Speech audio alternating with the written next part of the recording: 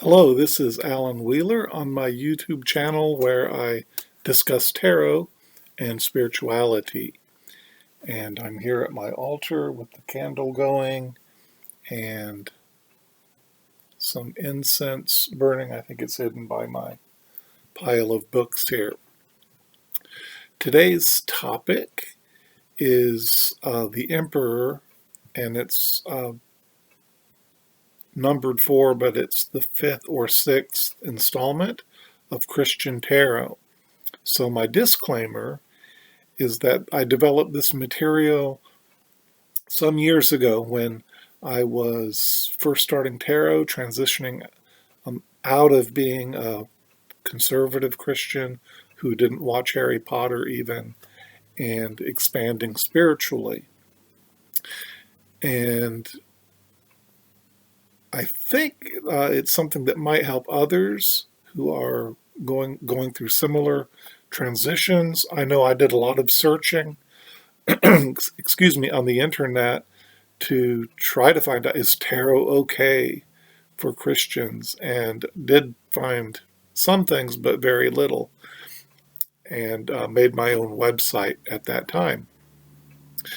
So this may help others. It could also help readers who read for people that are from that background or still in that background. And it's good food for thought. I know that a lot of tarot decks and people I've seen in the forums online try to move away from the Christian mindset. But you see a lot of it in the older symbolism in the cards. And so for me, it's almost shadow work in that I don't want to react against my previous beliefs and make them the new demon, and to just become the same thing in a different camp, basically.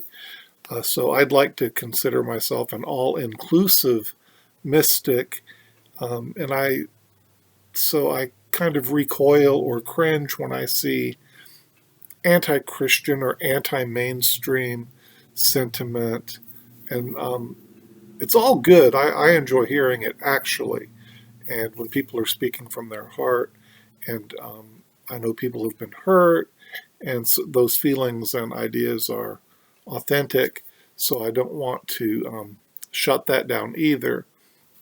So without this becoming the whole video, I should stop there, but there is that disclaimer.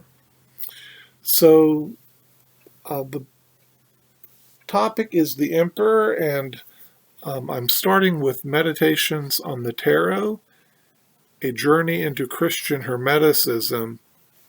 And this is heavy reading, as I've said before, but the fact that it was a Christian approaching more esoteric subjects, and the tarot kind of led me astray or helped me feel safe, however you want to look at that. And the Emperor, the Marseille designs are used, and here in letter 4 by the anonymous author, we have the line drawing of the Emperor from the Marseille Tarot. So to kind of boil down the thick reading here, this author basically says this is a divine authority in humans on earth, and that divine authority would be love-based. So he takes a positive approach. I often think of authority in the tyrannical aspect, the Nazi totalitarian, and the hierarchy, and the kind of the dark side, the Darth Vader side of authority, the evil empire. But he comes from a more positive framework, and so he contrasts the right kind of authority with tyranny, that will to power, and where power becomes an idol. And he talks about Nietzsche's Superman, who rules by the sword and rules by strength. Now we would get on to 4 being this emperor, and 5 we would be going on to transcending the human level and the earthly level, and going into spirit or grace. But here we are in number 4. So this author says that this is the good shepherd who lays down his life for the sheep. So there's the idea of sacrifice and service of the leader. And he rules not by the sword, but he has the scepter, which has the cross on it, the globe, and by the shield, which has the eagle here. So this author is not afraid of bringing in philosophers and scholars from different fields. I'd like to read something he pulls from the Tao Te Ching by Lao Tzu. So this is the source of Taoism here. And he begins by talking about there's 30 spokes on a wheel that unite in one hub. And because of the part where nothing exists, we have the use of a carriage wheel. Clay is molded into vessels, and because of the space where nothing exists, we are able to use them as vessels. Doors and windows are cut out in walls of a house, and because they are empty spaces, we are able to use them. Therefore, on the one hand, we have the benefit of existence, and on the other, we make use of non-existence. And again, be humble, and you will remain entire. Be bent, and you will remain straight. Be vacant, and you will remain full. Be worn, and you will remain new. He who has little will receive. He who has much will be embarrassed. Therefore, the sage keeps to one, the Tao, and becomes the standard for the world. He does not display himself, therefore he shines. He does not approve himself, therefore he is noted. He does not praise himself, therefore he has merit.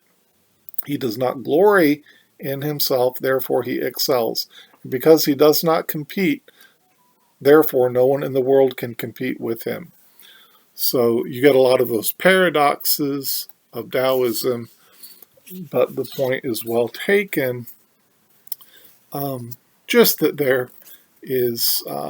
there's authority and there's the dark side of authority, perhaps. Now, in the turning to weight in the pictorial key to the tarot, we have Pamela Coleman Smith's version of the Emperor here.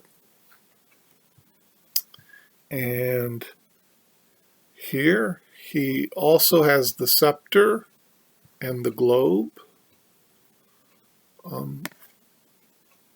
in his 2 hands. He's also on a throne. And Waite notes that he has the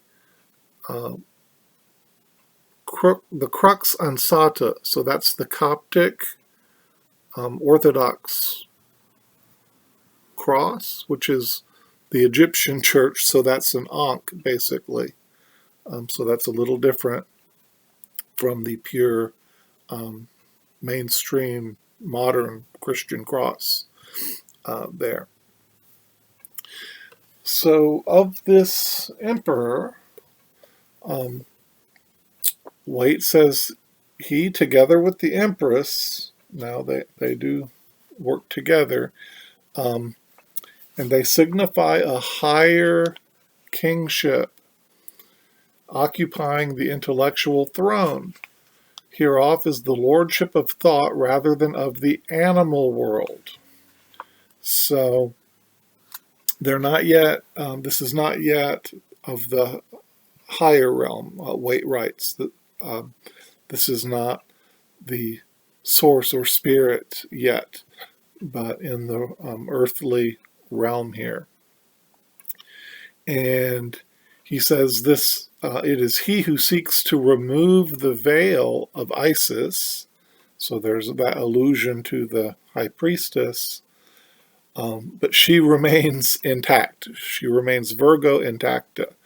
And so there's that boundary that this energy does not pass. The energy of the emperor does not quite pass that.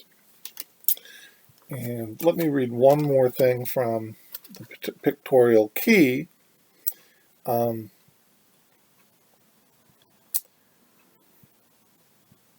He is virile power to which the empress responds, and in this sense, it is he who seeks to remove the veil of Isis. Okay. So, in closing, this is the card that carries the energy of law and order, justice, protection, and this is the position of authority. So, although we do see that white beard, which can represent experience and wisdom there, we have a sovereignty that is different from a power-based authority. And so here's, I would think of the chariot now. Here's someone who has won the battle, and in a way, might makes right. Kind of strength has the victory, has given the rulership in this energy. To me, that's a little different even than the inner strength, which comes from the person, which is another kind of power, really. But this is more the position. So, someone in the role of being a parent or a teacher, a group leader, or even being in the driver's seat of your own spirituality, your own life, your own faith. It's kind of that position. And so some of the stigma, I think, that I have, or some of the shadow aspects that I see in the card, aren't necessarily always there, I suppose. And so we can have someone who, again, that white beard of experience and wisdom. You can be an authority on Irish lore, an authority on poetry and things like that, through sheer experience and ability in that kind of sense. Another comparison, now we see the ram's horns, or the ram's heads on the throne. And this always reminds me of anointing. And so we know kings and leaders were anointed for their role by the priests often. And we'll get to the high priest on next card. But this speaks again of that position. And also in closing, I'd just like to add that I'm reminded of the opening scenes from The Princess Bride, and the farm boy would say to the daughter, who gave him a lot of commands, he would say, "As you will, as you will."